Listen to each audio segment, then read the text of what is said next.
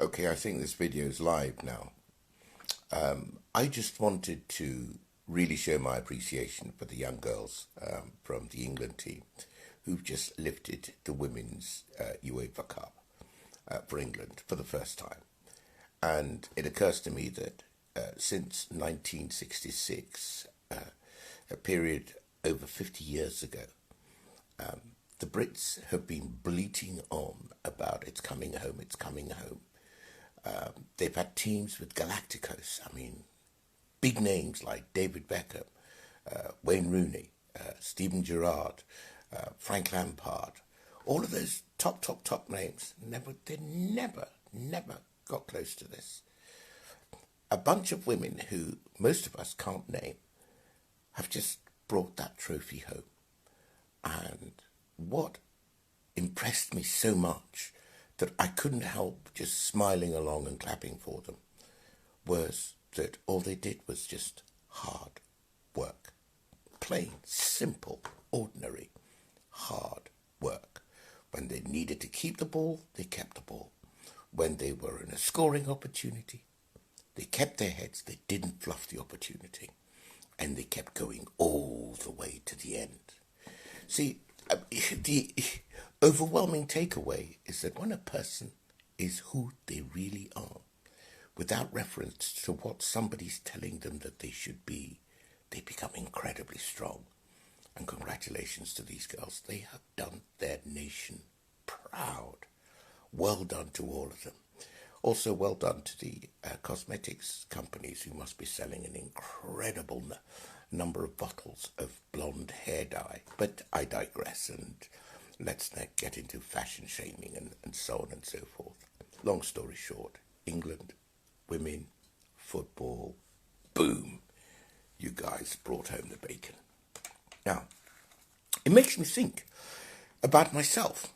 And I often think to myself that as a man of African origin, I don't know where the authentic Tete ends and where the media programming I live under 24/7 and even work within takes over.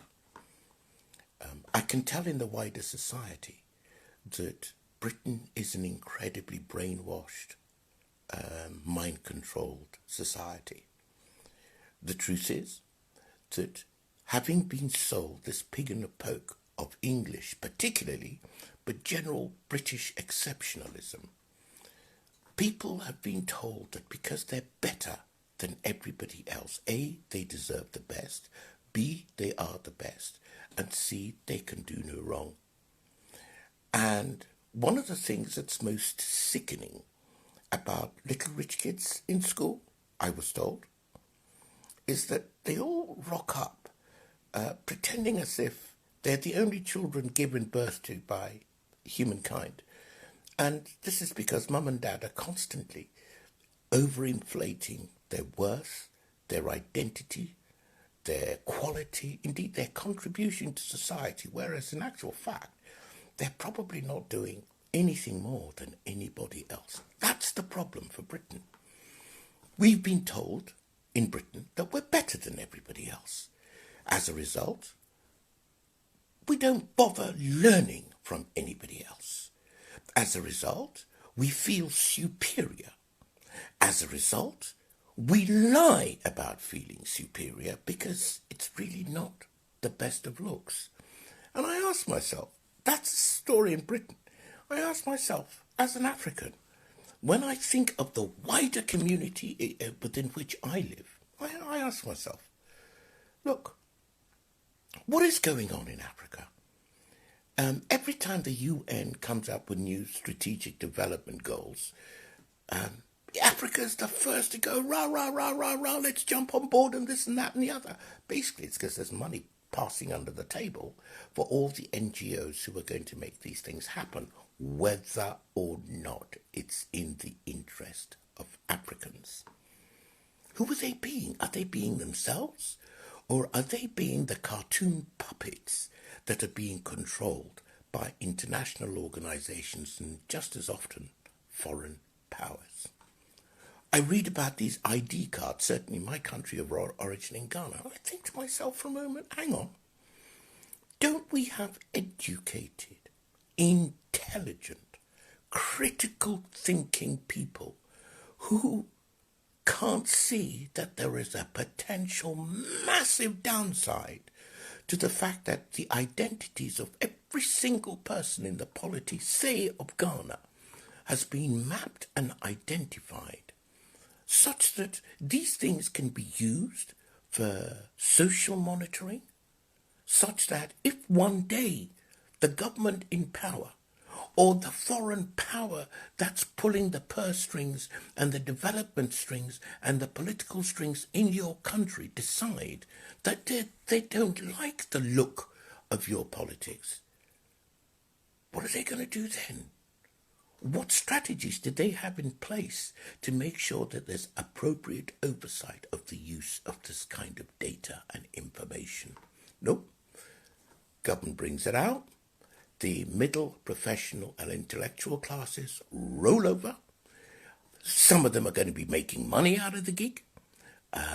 There are others who think that it's a modern thing to do because people in Europe are doing it without observing the fact that very recently the Dutch farmers came out in massive protest at what's being done to their land ownership and how they farm in Holland. People don't think. Public health measures. When the pandemic was at its full rage, the whole idea of mandatory vaccination came along. All the Africans had to see was a few icons, including dear brother friends of mine. There were 2 occasions in which, I wanted to be calling them every kind of 5 hours to say, hey, look, how's that infection coming along? But I didn't want to put pressure on them. I didn't want to put pressure on myself. Yeah, was I worried? At the time, we knew nothing about COVID. Sure, I was worried. But the fear that was propagated worldwide about this was no basis for creating a public health policy. And of course, the moment you get public health policy being mandated for anybody, well, the amounts of profits that are made are like telephone numbers. They've got enough digits. They are in the tens of millions. And, well, I'm going to leave that one there. Because you've got to ask yourself, we had the same problem here in Britain. We had those pandemic contracts which were being fast-tracked for friends of the government. Now in Britain, if you filch a couple of billion pounds from the public purse, Britain isn't going to keel over tomorrow. Not a good look, but Britain won't keel over tomorrow. In Africa, if you filch 2 million quid from the public purse, people die. And so there we have it again. We're talking about public health policy and the middle classes. I saw them on Facebook. I actually deleted several of them because they looked so idiotic standing there posing in their bloody masks without a wider discussion of whether this was the right thing to do. Now, it's not for me to tell you what to do. But it is, I believe, my duty, not only as a journalist, but also as a concerned citizen, to push back and make people think about the decisions that they're making, instead of coming across like fashionistas with looking for the next bandwagon to jump onto. Last thing, research. You see, I've done a lot of research and had to do a lot of research because I've had to be stepping outside on a limb on much of the science I was taught, much of the medical theory that I believed in before, on much of the political science that I believed in before, and indeed much of the historical data and knowledges that I thought I was pretty clued up on. I discovered I knew nothing. So the beauty of being a bit of a refusenik in your ways is that you're forced to go and back it up with information, and you have to follow where the information leads you. And on too many occasions, the information led me down a road which made me think, oh my God, Ted, you are now north of 60, and yet you are looking at life as if you're 15 years old and are just beginning to learn what you have been living for so many decades prior.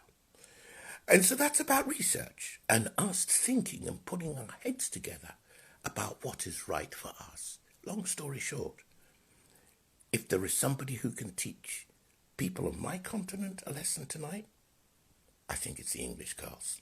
These young, unknown girls who worked like Trojans and brought the bacon home for their country. They've done far more than the Galacticos public servants and the politicians and so on, who will all be jumping on the bandwagon to take credit for England's credit. Meanwhile, these are ordinary people. And what that coach did was she got them to be who they are, to give their best, and hey presto, the result is a matter now of public record. Thanks, my friends. Have a great rest of the weekend and a successful week starting tomorrow. Cheers. Bye.